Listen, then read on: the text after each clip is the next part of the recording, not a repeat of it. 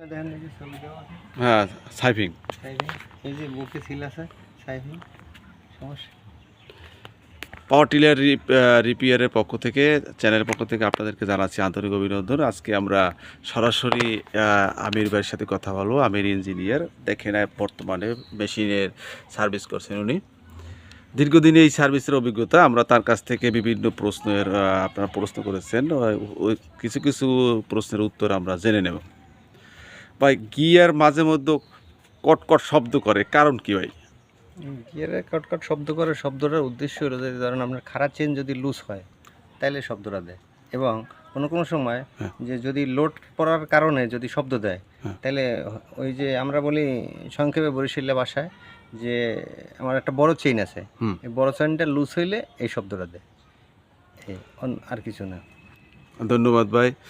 আর অনেক সময় গিয়ার সামনে গিয়ার দিলে পিছনে যায়, পিছনে গিয়ার দিলে সামনে যায়, এর কারণ কি? পিছনে গিয়ার দিলে সামনে যায়, সামনে গিয়ার দিলে পিছনে যায়, এত সুন্দর সমস্যা।